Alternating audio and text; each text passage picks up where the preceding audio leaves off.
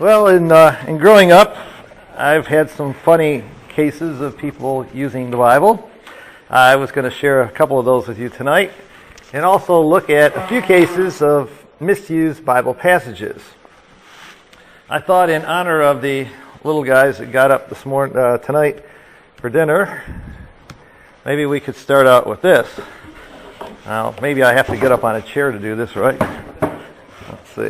This is for all the little guys in the audience. See. Oh, what do you think?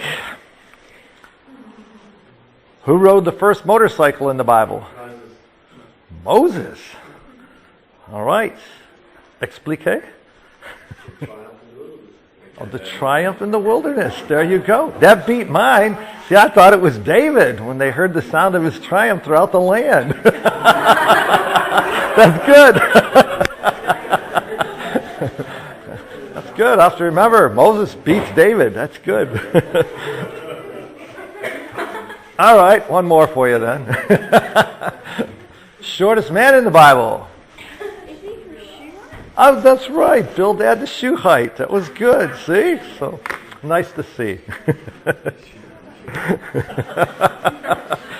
Bildad the Shuhite. Well, some people also claim that it might have been like Habakkuk when he stood on his watch. Or Habakkuk. I don't know what you call him over here. Anyways, all right. Christadelphian bloopers. So let's see what we got. Christadelphian bloopers, the reason I had this class is because just watching people and listening to classes over the years, I've just seen some funny cases of how we as a community have used the Bible once in a while. And also there's been some cases where as a community, we've gotten so familiar with certain Bible passages that we throw them around without ever looking at where they came from. And then when you look at the context, sometimes you find out, well, maybe that isn't quite what that verse meant, and we maybe have misused that verse a little bit. So I just was going to throw a few of those out in terms of this class. And what he tried to do in this class is encourage people to look at the context of a Bible passage, not just to pull a verse out and throw it out and say, well, this is a good verse for some idea or some thematic exhortation I'm going to give. We'll see that when we get to James 4, when he talks about friendship with the world is enmity with God. And that's one of the Bible bloopers that I would have included, but I'll leave that out tonight because that's in our James class. But you'll find out that that really isn't really at all about having friends in the world. It's totally misused when we use it that way. That's not what James was talking about at all. He's talking about behavior of Christadelphians, behavior of believers, not so much whether or not you have friends in the world. The types of bloopers that we can look at tonight some of them are translational errors. Sometimes, once in a while, when we use a Bible that's got a translational error, we don't even realize that we pull off a blooper because we don't realize our Bible was incorrect at that point. So once in a while, it's just as a result of using a certain type of Bible, and it might have a mistake of some kind in it. Mine tend to be usually King James Bibles because that's what our community uses a lot, or it did when I was growing up, and then we'd use modern versions and find out, whoops, we mistakenly interpreted that passage because the Bible was translated incorrectly in that particular place. Some of them end up being expositional errors, though. Sometimes, once in a while, you'll see that we just make a mistake when we're giving our exposition, and we really haven't caught the context of the passage at all and just mistakenly misuse it. And of all people, Christadelphians, we should be really good at trying to get the exposition down right.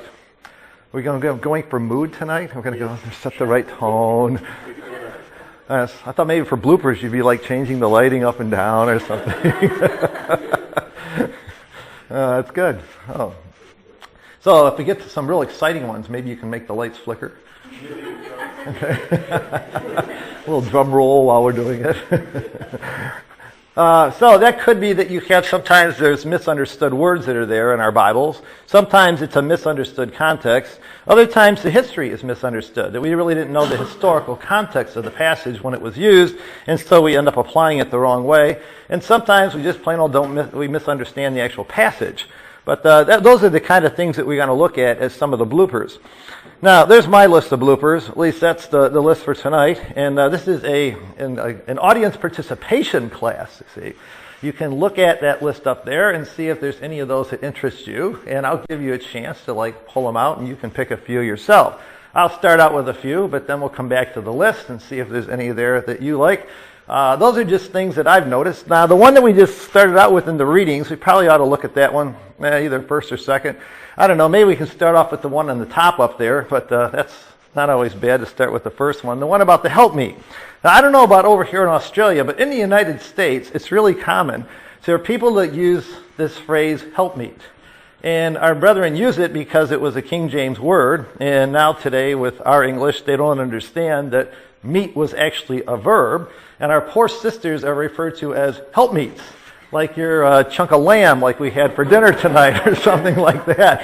And this comes up like around marriage classes and marriage, some brother will give a prayer and we pray that Naaman will be a good helpmeet for Jeremy or something like that. And they actually, I don't know what they think it is, a helpmeet.